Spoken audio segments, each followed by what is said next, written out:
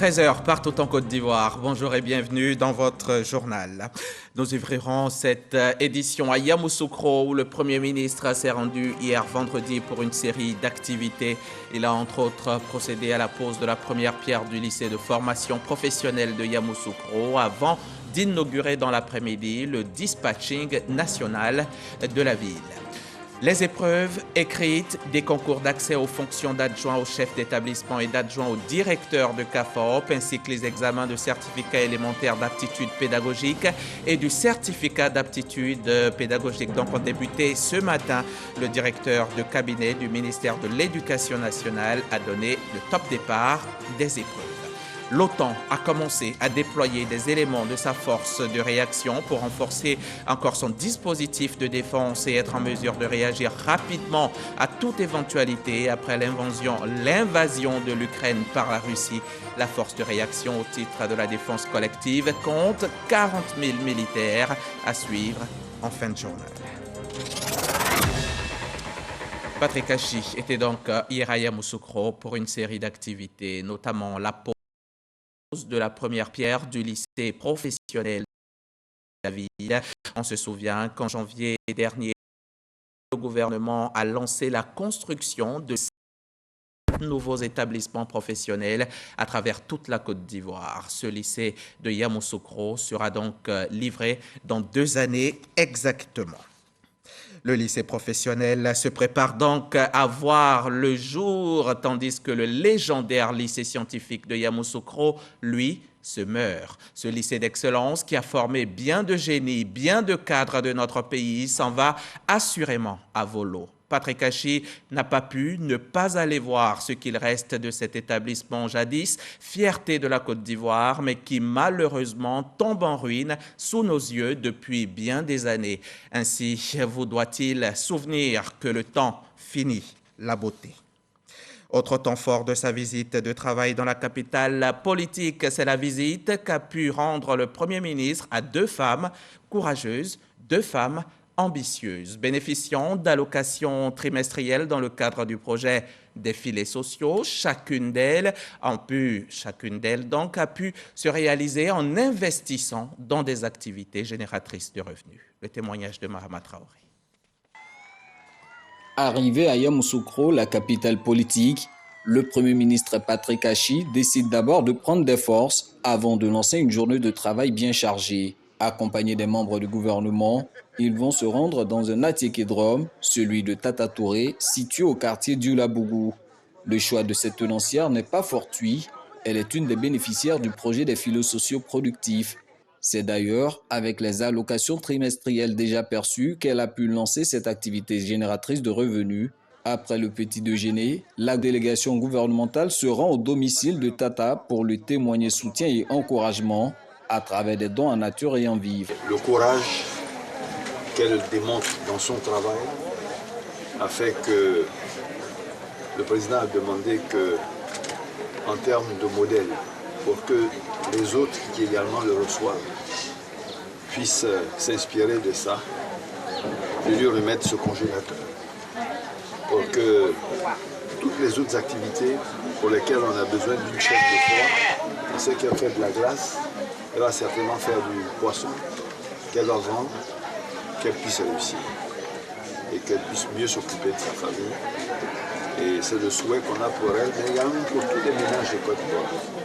Iniké, Inibara. Cap sur le quartier 220 logements à la rencontre d'Afoué, autre bénéficiaire des filets sociaux productifs.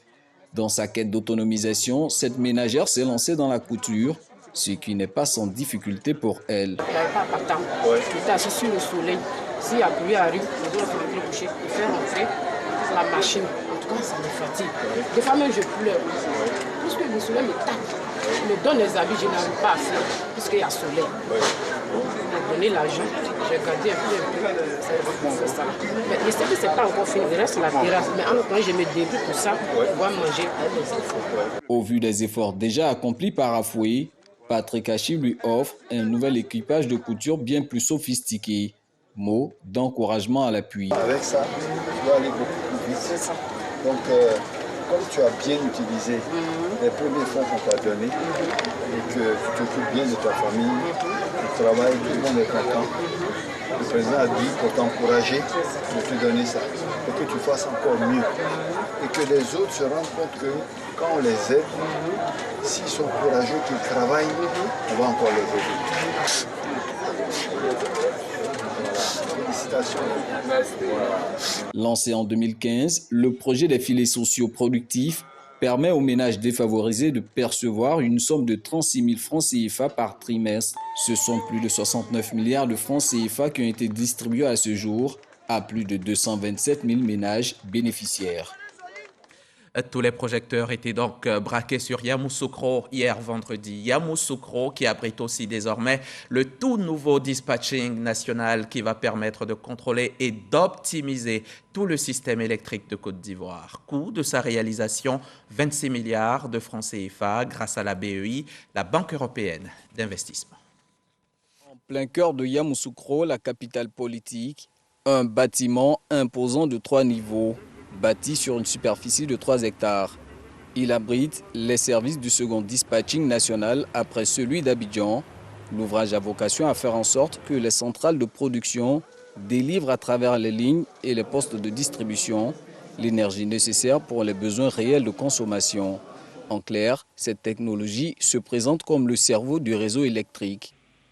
Le dispatching national de Yamoussoukro nous permettra d'assurer la supervision de l'ensemble du réseau électrique ivoirien, qui comprend actuellement 10 centrales avec 39 unités de production, d'une capacité totale de 2269 MW installés à ce jour, 66 postes de transformation à haute tension, près de 8000 km de lignes haute tension, plus de 26 000 km de lignes en moyenne tension et plus de 14 000 postes de distribution en moyenne et basse tension, pour fournir à plus de 8300 localités une électricité de meilleure qualité. La réalisation de ce second dispatching aurait été financée à hauteur de 26 milliards de francs CFA par la Banque européenne d'investissement. Avec cet outil ultra-moderne, la Côte d'Ivoire consolide sa position de puissance énergétique dans la sous-région. L'ambition est désormais d'atteindre les 5000 MW de capacité installée d'ici à 2030. Cet ouvrage est la preuve que le secteur de l'électricité de notre pays ne s'impose pas de limites pour se développer et se moderniser, afin d'offrir le meilleur à nos concitoyens, conformément à vos instructions, Excellence, Monsieur le Premier ministre. Nous sommes plus que jamais résolus et engagés à travailler chaque jour à la mise en œuvre de la politique gouvernementale en matière d'électricité afin de faire de la Côte d'Ivoire la référence dans la sous-région. Objectif possible à réaliser car c'est plus de 1900 milliards de projets qui sont actuellement exécutés sur l'ensemble du territoire national. Pour le Premier ministre Patrick Achi, la gestion optimale que va apporter ce nouveau dispatching permettra d'améliorer la qualité du service. Vous savez qu'un des éléments à partir desquels on mesure la qualité d'un système électrique, c'est le temps de coupure par an. Et la Côte d'Ivoire est justement un de ces pays qui est reconnu pour avoir une qualité de service en matière de mise à disposition du réseau électrique qui est l'une des meilleures. Mais ce système va venir encore l'améliorer puisque à tout instant, on pourra piloter l'ensemble des outils et dès qu'il y aura un problème, on sera capable de le régler en termes de minutes. Donc pour nous, c'est un outil formidable. Et à cela, puisqu'on avait déjà un dispatching à Abidjan, mais là, en termes de technologie, ça utilise toutes les dernières technologies disponibles, la fibre optique, etc., qui vous permettent donc de suivre pratiquement tout ce qui se passe sur ce réseau-là. Grâce aux différents programmes entrepris par l'État ces dernières années, 4750 localités ont été connectées au réseau électrique national et plus de 3 millions de ménages ont désormais accès à l'électricité.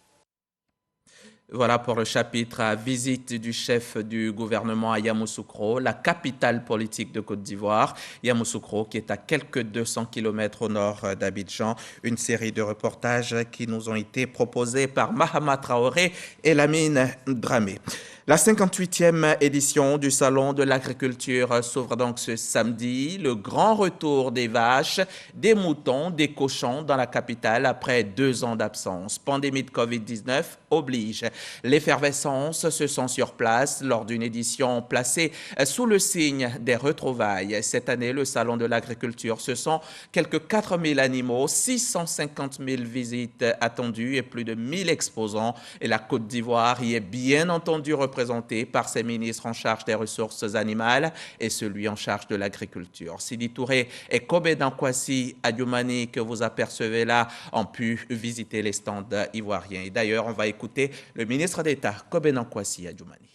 Nous sommes le premier pays producteur dans beaucoup de domaines d'activité agricole, mais l'objectif que le président de la République, son Excellence M. Alassane Ouattara, a fixé, c'est qu'au bout de 3-5 ans, nous puissions être un grand pays transformateur de nos produits.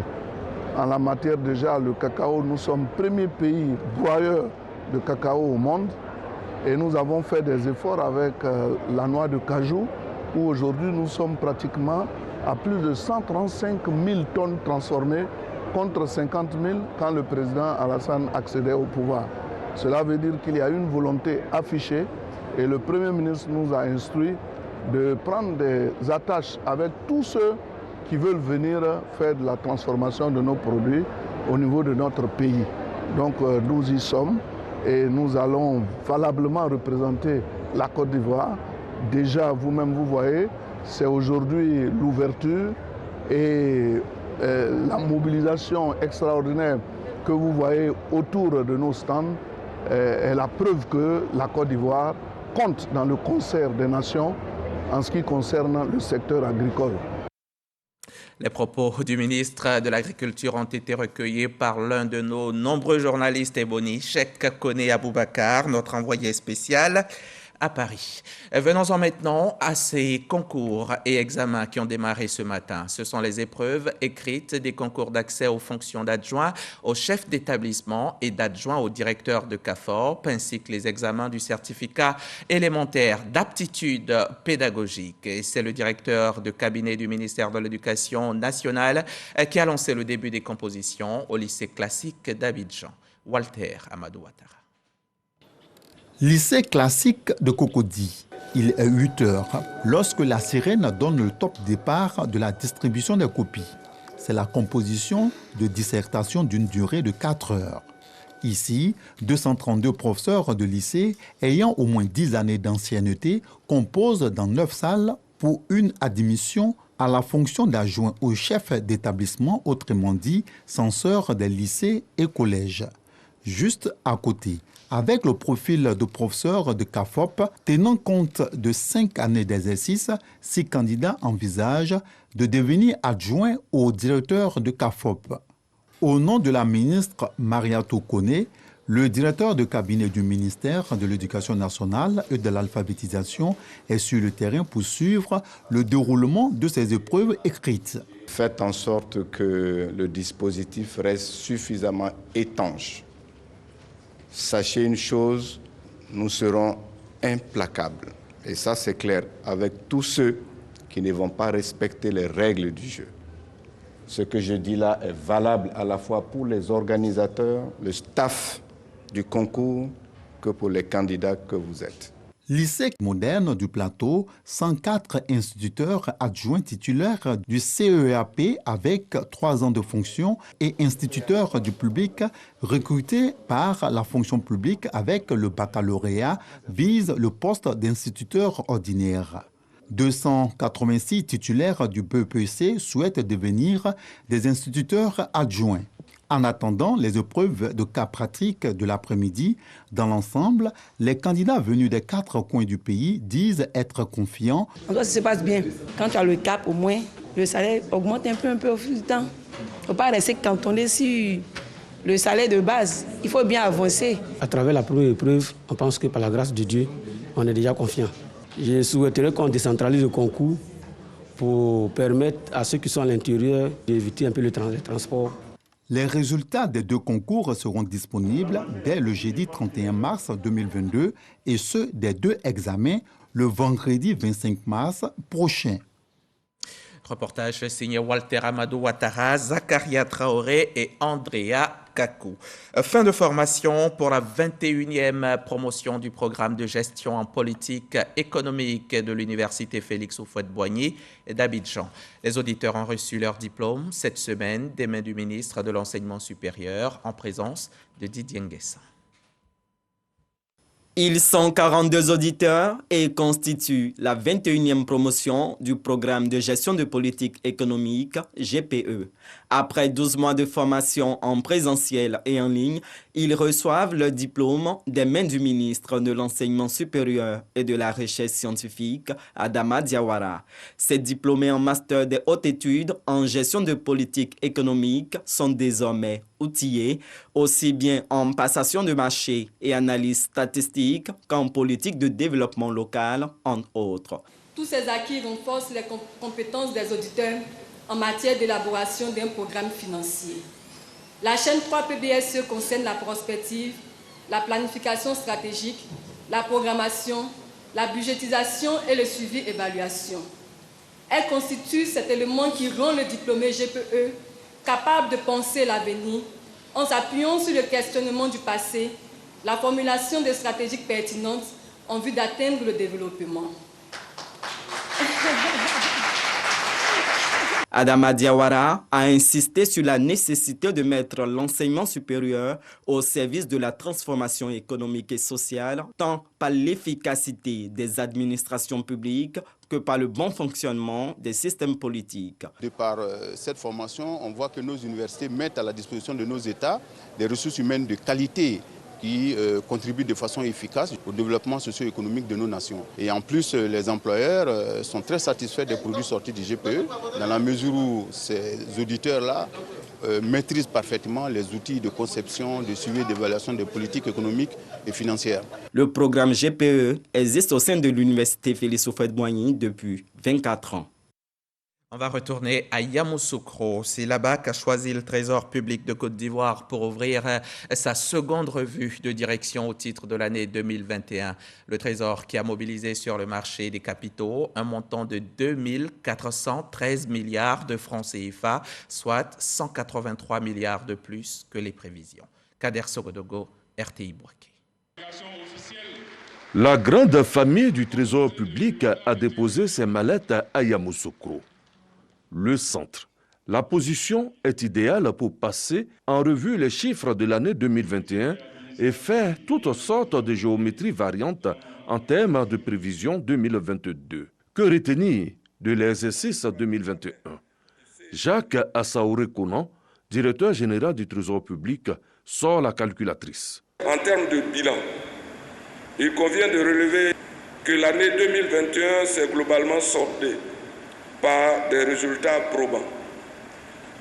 En effet, en dépit des difficultés de tous ordres qui n'ont eu de cesse de perturber le bon fonctionnement de l'administration publique en général, le Trésor public a su poursuivre avec davantage de détermination sa marche résolue vers l'avant.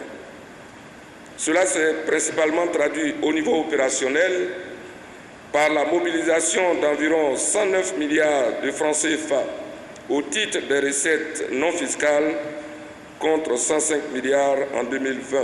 L'année s'est également soldée par la mobilisation sur le marché des capitaux d'un montant de 2 413 milliards, soit une plus-value de 186 milliards, au-delà des prévisions estimées à 2 229 milliards de francs CFA.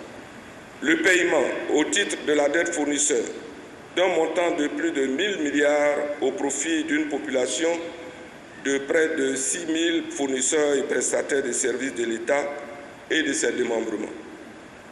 Cette performance, il faut le souligner, tire sa source du déploiement du compte unique du Trésor qui constitue à nos yeux un instrument de gestion efficace et d'optimisation de la trésorerie. Entre bilan et perspective, des recommandations sont à venir à l'issue de cette deuxième revue 2021 après celle de août dernier.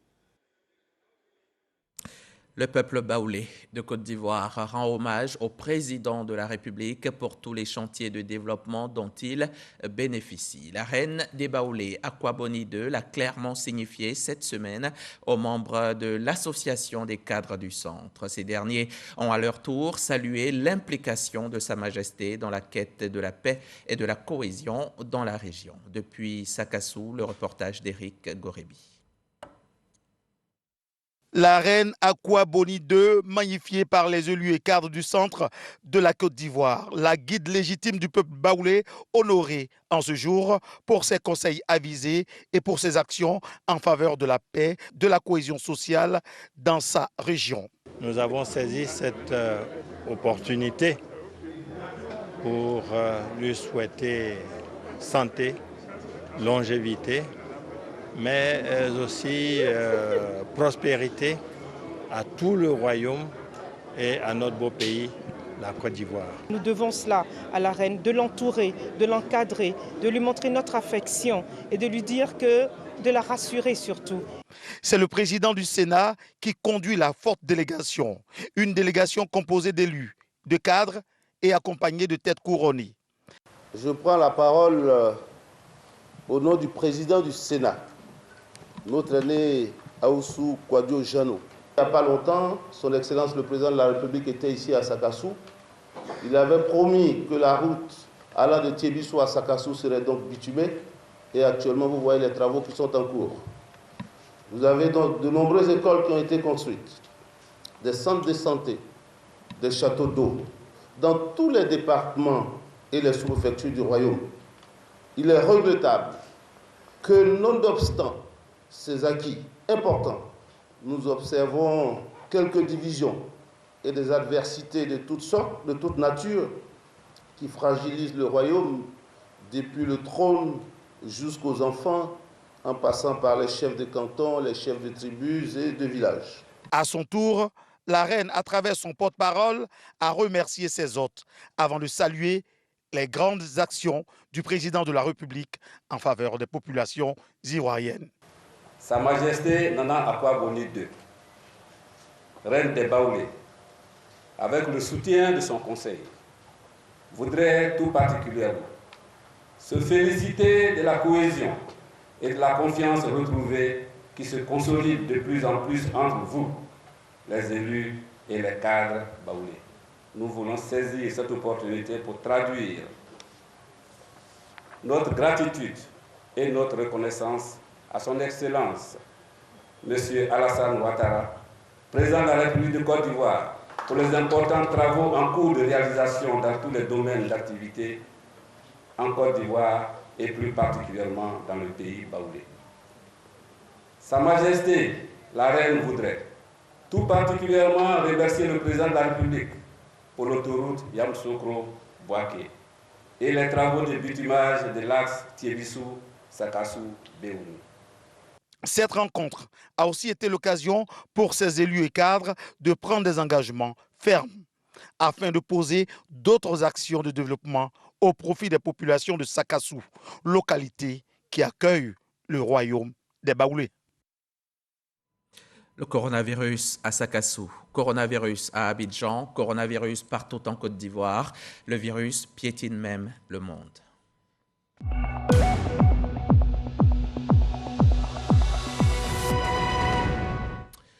433 millions de malades à travers la planète, 5,94 millions de morts de Covid. Ici en Côte d'Ivoire, 792 personnes en sont mortes depuis mars 2020 pour un total de 81 449 cas confirmés. Et hier encore, 19 nouveaux cas ont été enregistrés. Le coronavirus continue sa route. Nous devons continuer de le combattre. Cela par les gestes barrières que vous connaissez déjà, mais aussi par le vaccin anti-Covid. Covid-19, cette pandémie sans limite qui bouleverse tout, même les activités religieuses, notamment le pèlerinage. Le traditionnel pèlerinage de Lourdes en France en a fait les frais en 2020. Mais l'année dernière, l'événement a quand même eu lieu, à minima, en tenant compte de toutes les restrictions liées à la pandémie. Notre reporter Eugène Atoubé y a pris part et voici ce qu'il nous en dit. Dans la douceur estivale du mois d'août, une lourde chape de chaleur enveloppe les sanctuaires de Lourdes. Des va-et-vient incessants de pèlerins d'un endroit à un autre venus sur les pas de Bernadette dans la petite ville des Pyrénées, à l'appel de Marie. À Lourdes, c'est une démarche. À Lourdes, c'est un ressourcement.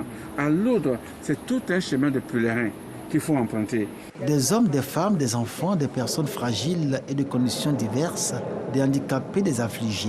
Bref, un monde coloré qui ne pouvait contenir sa joie et son bonheur de se retrouver à Lourdes après une année et demie d'affliction marquée par la crise sanitaire liée à la maladie à coronavirus. C'était très douloureux pour beaucoup de gens, on ne pouvait plus aller célébrer la messe ensemble, on devait regarder la messe à la télé, etc. Et là, pouvoir vivre un pèlerinage où les gens se retrouvent, on a un nouveau plaisir à passer du temps ensemble, on est proches les uns des autres, même s'il faut faire attention à cause de cette pandémie, mais on a une proximité quand même plus grande. Alors, on retrouve cette joie-là. Les pèlerins et les touristes habitués des rues de Lourdes ont pu se faire une idée de l'impact de la pandémie à coronavirus sur la ville dans tous les domaines d'activité, hôtellerie, tourisme, commerce et transport notamment. C'est que Lourdes est considérée comme la ville la plus sinistrée de France par la pandémie de Covid-19. Le pèlerinage de Lourdes, poumon de l'économie de cette localité, sonne en son édition 2021 comme un retour à la normalité, l'espoir d'une relance de l'économie locale si dépendante de la grotte de Massabielle. Vu que maintenant le sanctuaire est ouvert, il y a tout le monde toutes les nationalités, les origines qui se croisent et tout. Moi je me dis franchement, c'est un groupe, ça fait du bien. Le pèlerinage 2021 par rapport à celui de l'année dernière, c'est que nous n'étions que 500. C'est que cette année, grâce au vaccin, nous avons pu faire savoir plus largement que nous accueillerions tous les malades, tous les pèlerins vaccinés ou ayant fait l'objet d'un test négatif.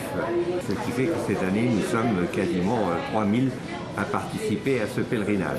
La crise sanitaire liée à la pandémie de coronavirus n'est pas derrière. En d'autres termes, la Covid-19 est encore et toujours d'actualité.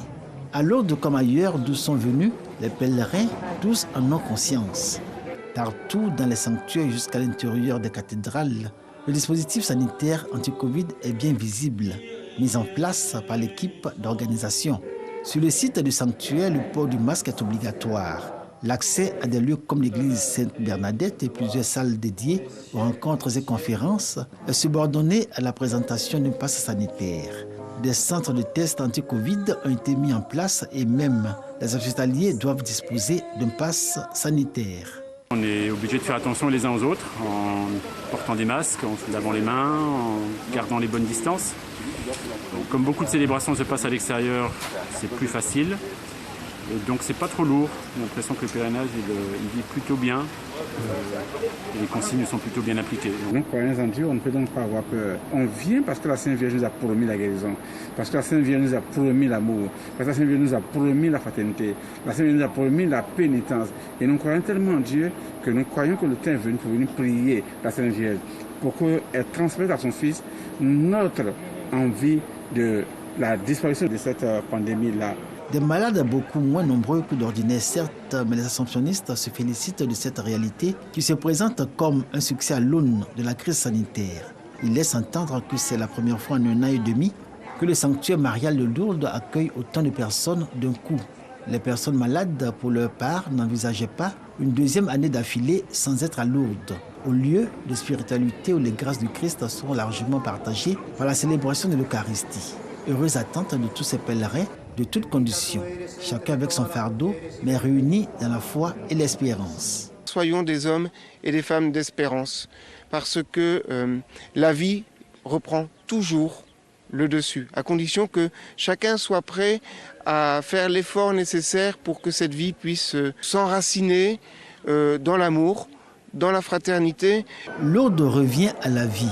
Les pèlerins y apprennent ou redécouvrent l'histoire de Bernadette à qui Entre le 11 février et le 16 juillet 1858, la Vierge Marie est apparue 18 fois à la grotte de ce village. Ils repartent de ce lieu rempli de grâce et transformés, le cœur en joie. Cette année 2021, c'est autour du thème « Tous appelés à la fraternité » que les pèlerins se laissent marquer par les signes de Lourdes. Dans le contexte de crise sanitaire, les sanctuaires de Lourdes se présentent comme le lieu où les pèlerins se reconnaissent de même Père. Bien l'heureux, ils viennent lui demander apaisement, consolation et guérison. Pèlerinage à Lourdes, foi et espérance à l'épreuve du coronavirus. Un grand reportage d'Eugène Atoubé. Je vous le disais au sommaire, l'OTAN a commencé à déployer des éléments de sa force de réaction pour renforcer encore son dispositif de défense et être en mesure de réagir rapidement à toute éventualité après l'invasion de l'Ukraine par la Russie.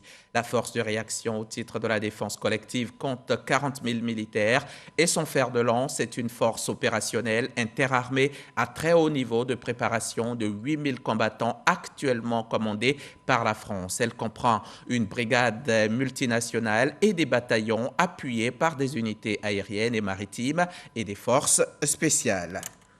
Et RTI 1 qui fait toujours écho à l'actualité. Tout à l'heure, à 13h, vous pourrez suivre votre émission. Ça fait l'actualité qui s'intéresse aujourd'hui à cette crise en Ukraine et ses enjeux. Émission présentée par Fatim Djedje. Merci de nous avoir suivis. À demain, 13h.